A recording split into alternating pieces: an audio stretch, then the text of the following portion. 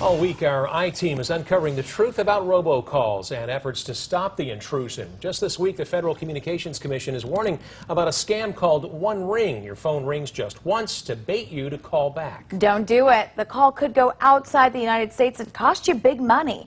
Y31's Greg Privet shows us more new tactics the callers are using.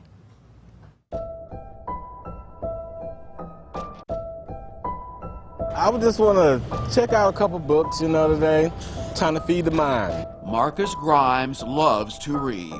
Scary stuff. I like a lot of the gory stuff, kind of people don't like to write, but I love reading stuff like that.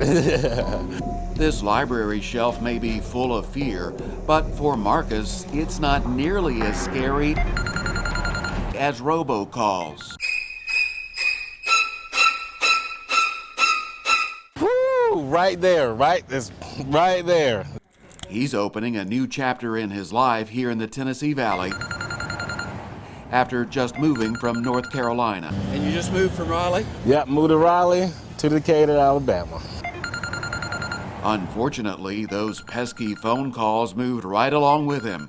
Marcus insists the time to end robocalls is long overdue. It's unnecessary so many times a day. That's the thing that gets me. I have at least 60, 65 calls a day. Spam callers try everything from A to Z.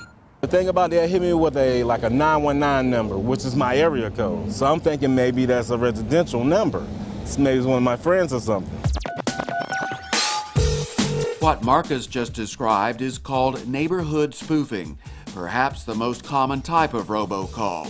Scammers generate a fake local or regional number to trick you into answering. Experts point to some of the most common ploys scammers use to reel you in. Everything from debt relief to health insurance to IRS scams. They're designed to steal your banking and other personal information. And some robocalls show up seemingly from nowhere.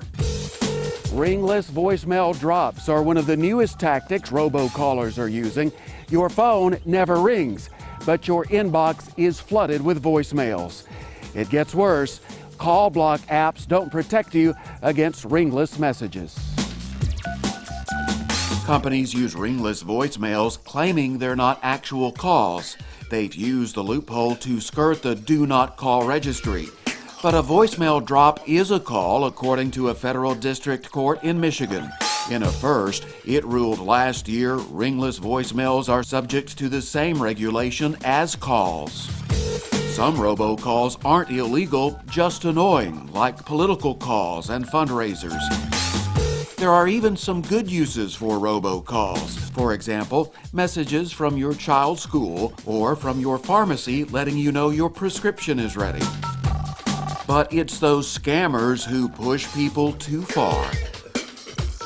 It's just too much. I pay my phone bill every month, and it's for family, friends, job opportunities.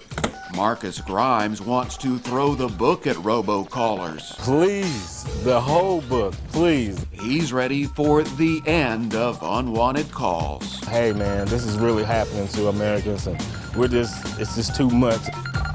Greg Privet, Y31 News. Spam calls get complicated. Many legitimate telemarketers and sales companies use robocalls. They may be a nuisance, but they're not illegal unless the intent is to rip you off.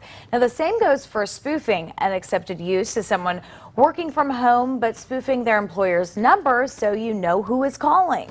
Well, tomorrow night at 6, what wireless companies and government regulators are doing to fight robocalls. You can check out all our reports on robocalls at waytv.com. Click on the I-Team tab.